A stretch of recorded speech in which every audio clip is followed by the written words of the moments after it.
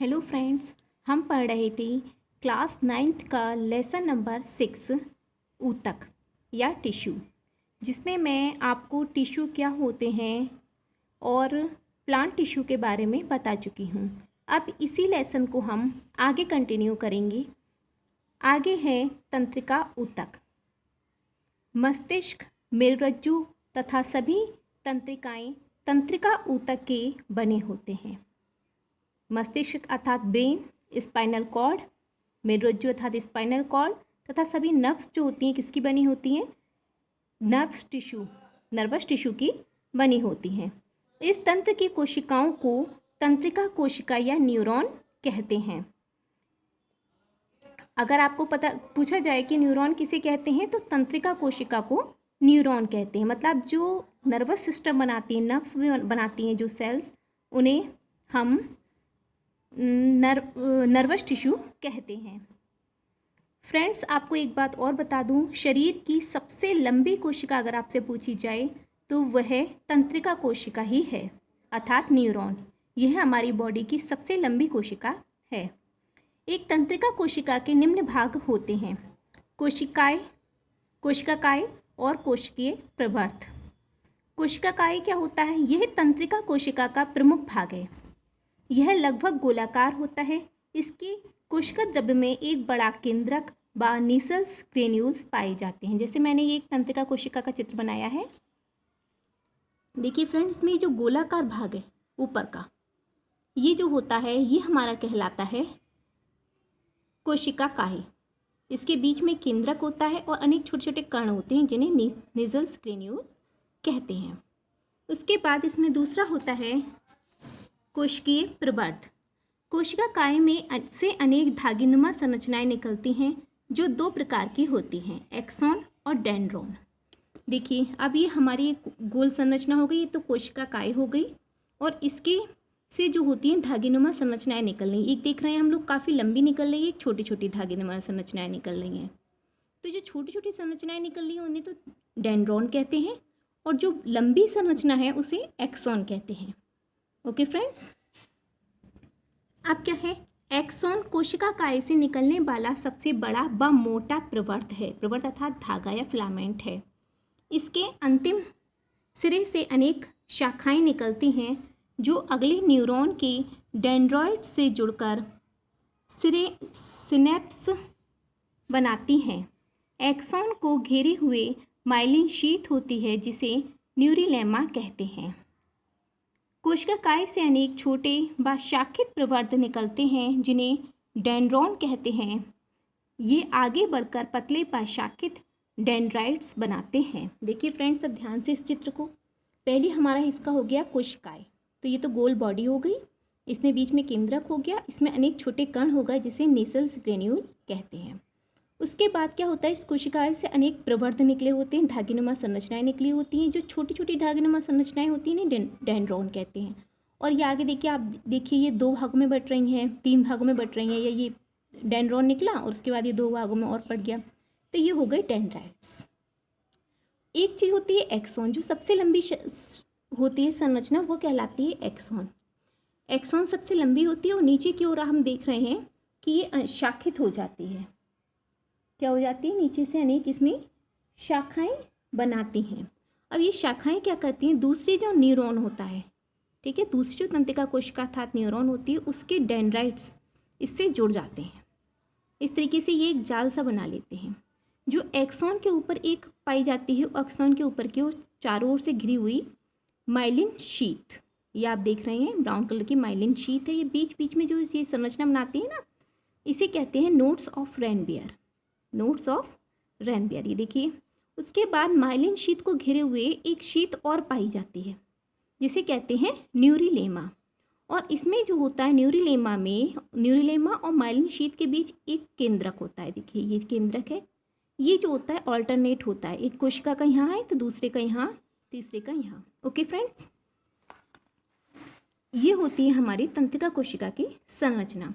अगर आपको ये संरचना समझ में आ गई तो आप आसानी से इसे लिख सकते हैं। ओके फ्रेंड्स, आगे है कार्य। तंत्रिका तंतु आपस में संयोजी ऊतक द्वारा जुड़कर एक तंत्र बनाते हैं। इसका कार्य मस्तिष्क में सूचनाओं का आदान प्रदान करना है। जैसे तंत्रिका तंत्र के से सूचना जो होती है मस्तिष्क में पहुंचती है, हमें क्या करना है वो मस्तिष्क डिसाइड करके वो हमें बताता है। ओके फ्रेंड्स, नेक्स्ट है पेशीय ऊतक। शरीर में होने वाली विभिन्न गतियाँ पेशीय ऊतक के कारण होती है। हमारे शरीर में जो भी गतियाँ होती हैं वो किसके कारण होती हैं? पेशीय ऊतक के कारण। पेशीय ऊतक एक्टिन व मायोसिन नामक प्रोटीन के बने होते हैं। ये मेन इंपॉर्टेंट क्वेश्चन है कि पेशीय ऊतक किसके बने होते हैं? तो एक्टिन व मायोसिन नामक प्रोटीन के बने होते हैं। इस कारण ही इसमें संकुचनशीलता का गुण पाया जाता है। पेशीय ऊतक 3 प्रकार के होते हैं। ओके फ्रेंड्स, देखेंगे रेखित पेशी, ऐच्छिक पेशी। रेखित पेशी को हम ऐच्छिक पेशी भी कहते हैं। ओके फ्रेंड, ऐच्छिक पेशी या रेखित पेशी। ऐच्छिक पेशी को रेखित पेशी भी कहते हैं। हाथ, पैर, गर्दन, जिन अंगों को हम अपनी इच्छा से हिला सकते हैं वहाँ रेखित पेशियाँ पाई जाती हैं। ये पेशियाँ लंबी, बेलनाकार, शाखा रहित होती हैं। इन पर हल्की व गहरे रंग की पट्टियाँ पाई जाती हैं। प्रत्येक कोशिका में अनेक केंद्रक होते हैं। देखिए ये रेखित पेशी का चित्र है। पहली चीज़ तो रेखित पेशी को हम ऐच्छिक पेशी भी कहते हैं। ये कैसी होती हैं? बेलनाकार होती हैं। इस पे देखिए गहरी हल्की पट्टियाँ, धारियाँ या पट्टियाँ पाई जाती हैं। अनेक केंद्रक होते हैं। देखिए हम लोग देख रहे हैं एक कोशिका के अंदर कितने सारे केंद्रक हैं। अनेक केंद्रक होते हैं। ये कैसी होती हैं? लंबी होती हैं, बेलनाकार होती हैं और शाखा रहित, इनमें कोई भी शाखा नहीं निकली होती है। और ये हमारे उन अंगों में पाई जाती हैं जिन्हें हम अपनी इच्छा से हिला सकते हैं। जैसे हमारी गर्दन है, हमारा मन करेगा तभी हम हिलाएंगे। हाथ हैं, हमारी इच्छा हुई तभी हम चलाएंगे। तो वहाँ जो पेशियाँ पाई जाती हैं वहाँ ऐच्छिक पेशियाँ होती हैं। नेक्स्ट है अनैच्छिक या अरेखित पेशियाँ। ये पेशियाँ अनैच्छिक, जो हमारी इच्छा से काम नहीं करती। ये पेशियाँ आहार नाल, मूत्राशय, गर्भाशय, आँख की पुतली, आंत आदि में पाई जाती हैं। इनका जीव की इच्छा पर कोई नियंत्रण नहीं होता। मतलब ये अपना काम करती रहेंगी लेकिन हमारी इच्छा से इन पर कोई फर्क नहीं पड़ेगा। ये पेशी पतले, लंबे, तर्कोरूपी होती हैं। इनके दोनों सिरे नुकीले होते हैं। प्रत्येक कोशिका में एक ही केंद्रक होता है। जैसे देखिए ये अरेखित पेशी है, कैसी है? पतली, लंबी। ओके फ्रेंड्स, इसमें एक ही केंद्रक है और इसमें अनेक तंतु हैं। और ये कैसी हैं? अरेखित पेशियाँ या अनैच्छिक पेशियाँ। ये पेशियाँ हमारे उन अंगों में पाई जाएंगी जहाँ हमारा कोई नियंत्रण नहीं होता। जैसे आहार नाल में भोजन का पाचन खुद हो जाता है। हम चाहें कि इस समय पाचन हो जाए, हमारी इच्छा से नहीं होगा। ठीक है, तो वो जो पेशी होती हैं वो अरेखित पेशी होती हैं। भोजन आएगा उसमें और खुद पाचन हो जाएगा। ओके फ्रेंड्स, नेक्स्ट हैं हृदय पेशियाँ। हृदय में पाई जाने वाली पेशियों को हृदय पेशी कहते हैं। हृदय में जो पेशियाँ पाई जाती हैं उन्हें क्या कहते हैं? हृदय पेशियाँ। ये एक प्रकार की अनैच्छिक पेशियाँ हैं, क्योंकि हमारी इच्छा इन पर नहीं चलती, तो ये एक प्रकार की कैसी हुई? अनैच्छिक पेशियाँ। प्रत्येक कोशिका जो होती है छोटी, बेलनाकार व शाखित होती है। इसमें क्या है? छोटी होगी, बेलनाकार होगी, लेकिन शाखित होगी। प्रत्येक कोशिका में एक केंद्रक, इसमें केंद्रक एक होगा। 2 कोशिकाओं के मिलने के स्थान पर अंतर्वेशित डिस्क पाई जाती है। इन पेशियों का कार्य रुधिर को शरीर के विभिन्न भागों तक पहुंचाना है। जैसे फ्रेंड्स ये देखिए, ये चित्र है हमारी हृदय पेशी। इसमें कई सारी कोशिकाएं हैं। ठीक है, प्रत्येक कोशिका में क्या है? एक एक केंद्रक है और 2 कोशिकाओं के बीच में है अंतर्वेशित डिस्क। ओके फ्रेंड्स,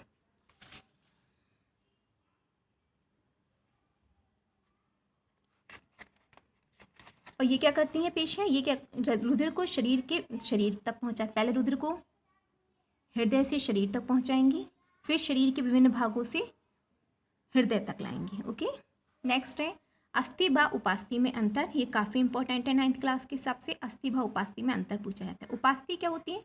कोमल व लचीली होती हैं, जबकि अस्थि कठोर व लचक रहित होती हैं।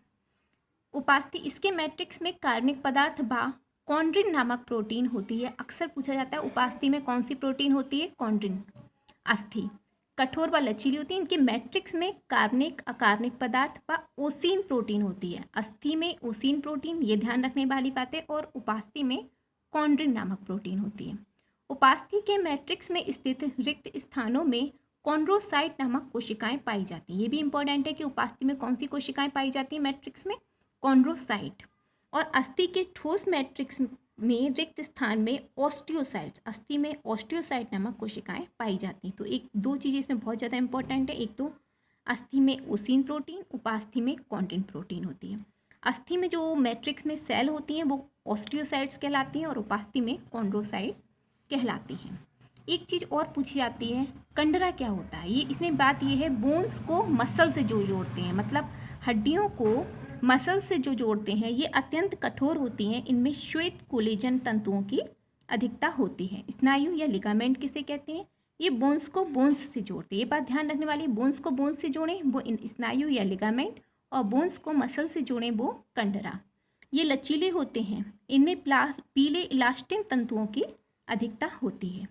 एक पूछ लिया जाता है रुधिर के कार्य, गैसों के परिवहन में सहायक है, शरीर की रोगों से रक्षा करता है, शरीर में जल व लवण की मात्रा को संतुलित करता है, और शरीर की तापमान को स्थिर बनाए रखता है। आपको ये वीडियो अच्छी लगी तो इसे लाइक करें, शेयर करें और चैनल को सब्सक्राइब करें।